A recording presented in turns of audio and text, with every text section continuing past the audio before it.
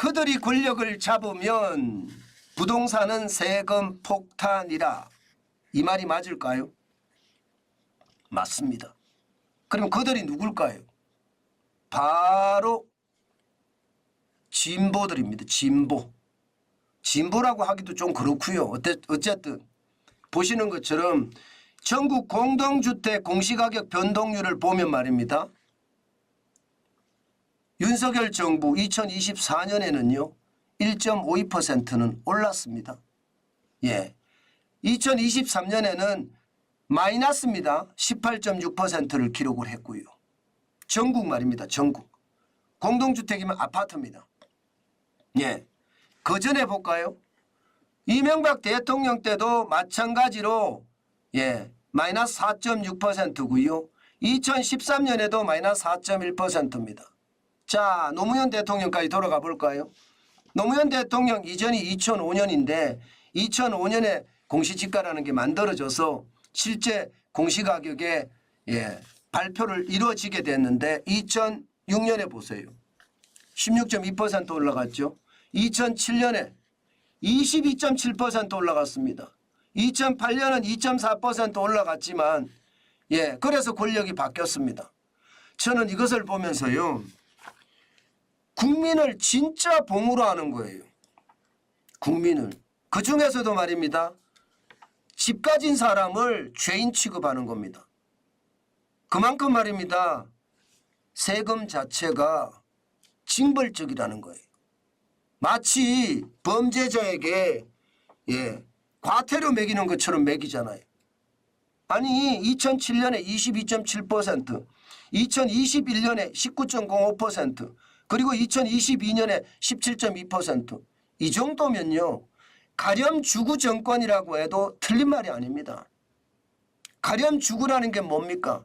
세금을 가혹하게 백성들에게 매긴다는 뜻이잖아요. 그런 정권을 가렴주구 정권이라고 하잖아요. 지금 이것을 보면 가렴주구 정권이라고 해도 과언이 아닙니다. 우리 이거 잊으면 안 됩니다. 노무현 정부 때도 부동산 때문에 난리, 문재인 정부 때도 부동산 때문에 난리. 그야말로 국민들 호주머니 털기는요. 진보 정권이 훨씬 더 많이 호주머니를 텁니다. 게다가 말입니다. 국고는 있는 대로 갖다 뿌립니다. 있는 대로. 있는 대로 갖다 뿌려서 나라 고가는 바닥이 아니라 바닥을 긁어서 흙까지 내다 판다. 저는 그렇게도 생각을 합니다. 이거 진짜 정신 차려야 됩니다.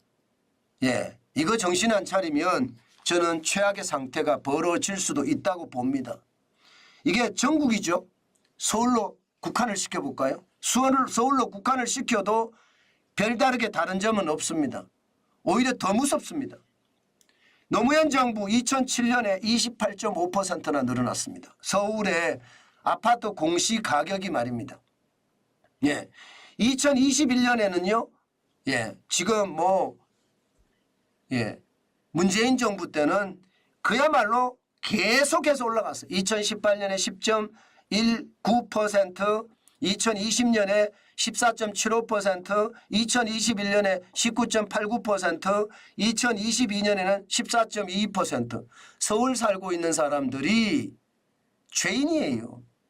죄인이니까 세금을 왕창 매겼죠. 이게 적폐 세력 아닌가요? 서울 사는 사람은 다 적폐 세력입니다.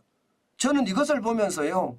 저는 지표를 가지고 이야기를 하는데 그 지표에 진짜 무서운 것이 들어있죠. 이명박 정부 때는요. 공시지가가 마이너스 6.30%까지 떨어지기도 했고요. 2013년에도 마이너스 6.80까지 떨어지기도 했습니다. 윤석열 정부에서는요. 2023년에 서울에 17.30%가 떨어졌고요.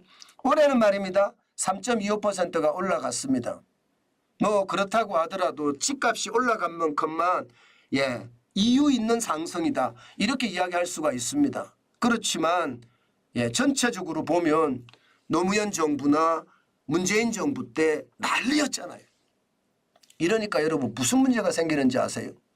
이 공시가격이라는 것은 거의 말입니다. 모든 세금, 기준이 됩니다. 공시가격이라는 것은. 세금의 기준이 되니까 공시가격이 높아지면 어떻게 될까요? 세금이란 세금은 다 높아집니다. 재산세도 높아지고 종합부동산세도 높아지고 이게 뭐 다 높아지는 거예요. 건강보험료부터 시작해서 안 높아지는 게 없습니다. 이게 세금을 완전히 좌우하는데 지금 그만큼 많이 올라갔다는 뜻이에요. 게다가 이것뿐만 아닙니다. 여기에서 끝나지 않습니다. 이게 공시가격 현실화율입니다. 지금 실질적으로 2023년을 보면 아파트가 69.0%죠. 단독주택 53.6%, 토지 65.5%입니다. 이게 원래 문재인 정부의 공시가격 현실화 로드맵을 보면 말입니다. 2024년에는 75.6%가 올라가는 게 맞아요. 그런데 윤석열 정부는 69%로 적용하기로 했고요. 단독주택도 63.6%가 올라가는 게 맞는데 53.6%. 그러면서 토지도 77.8%가 올라갈 것을 65.5%로 2년간 윤석열 정부가 들어서고 나서 계속 공시가격을 현실화율을 낮춘다는 뜻이에요. 이것은 여러분 결국 말입니다. 세금을 그만큼 덜 낸다는 뜻이에요. 공시가격 현실화가 많이 돼서 말입니다. 많이 펑펑펑펑 올라가면 세금에 대한 부담은 엄청나지거든요. 그런데 그 세금에 대한 부담이 조금씩 준다는 것. 이것은 어떻게 생각하면 여러분 진짜 우리에게는요 행복이라고 이야기할 수 있습니다. 저는 제가 왜 행복이라고 이야기하나 하면요. 집이 수십 채 있는 사람이 그렇다 그러면 그분한테는 혜택이 되겠죠. 그러나 저에게는 행복이라는 게 집 한 채 있습니다. 겨우 집 한 채 있는 사람들에게 세며 재산세며 이게 많이 내면 낼수록 엄청나게 부담이 되거든요. 게다가 공시가격이 높잖아요. 그러면 우리 아이들이 장학금을 받는 것도 국가 장학금을 받는 것도 쉽지 않습니다. 그만큼 공시가격은요. 모든 분야에 영향을 다 미치는데 그나마 공시가격 현실화율이 낮아졌기 때문에 저는 행복하다 그 말씀을 드린 겁니다. 이것은 어떻게 생각하면 가렴주구 정권에서요. 이제 일반적인 국민을 위한 정권으로 저는 바뀌어가고 있다 이런 생각을 합니다. 경제가 성장하고 또 물가가 오르면 세금도 오르는 건 맞다고 생각은 해요. 그렇게 일상적으로 어떤 성장률이 올라가서 세금이 올라간다 이해됩니다. 그런데 그렇지 않을 때 저는 가렴주구 정권이라고 이야기하거든요. 아마 올해는 말입니다. 아파트가 이미 나왔는데 공시가 현실화율을 69%를 적용을 해서 세금을 실제로 보면 서울에서는 좀 다르게 나타나기는 해요. 강남구에 있는 서울 강남구에 있는 엄마 아파트다. 84제곱미터다. 이게 가격이 많이 올랐잖아요. 그러다 보니까 작년에는 441만 원을 냈는데 올해는 523만 원, 18.6%가 올라가는 거. 이건 뭐 어쩔 수 없습니다.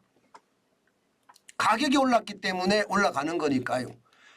서초구 반포자이 같은 경우도요. 23년에 834만 원을 냈는데 2024년에는 942만 원, 12.9% 오른 거 사실입니다. 강북 같은 경우는요.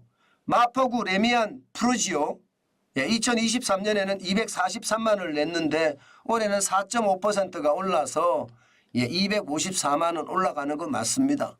지역에 따라서 아파트 공시가격이 많이 올라간 곳은 아무래도 보유세가 좀 더 올라갔을 거고요. 뭐 세종 같은 경우는 많이 올라갔을 겁니다. 공시가격이 굉장히 많이 올라갔으니까 거기는 실제로 아파트 실거래가를 보면 많이 올라가니까 올라갈 수 있는 겁니다. 그 정도 올라가는 건 이해가 되지만 가렴주구 정권처럼 국민들에게 세금 폭탄을 안기는 것은 제발 이제 더 이상 나타나지 않았으면 좋겠습니다. 국민들이 봉이 아니잖아요.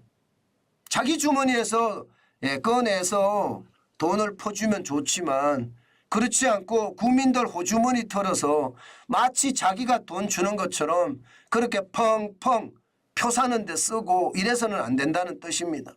제발 우리 국민들은 정신을 바짝 차려야지. 지금 안 그러면요 굉장한 위기에 저희들은 처해질 수도 있다고 봅니다. 그래서 여러분들에게 제가 늘 말씀드리는 게 지금 우리가 정신을 차려야 된다. 그렇지 않으면 언젠가 우리나라는 최악의 상황 미래 세대들에게 물려줄 수가 있다. 그 말씀 제가 꼭 드리고 있습니다.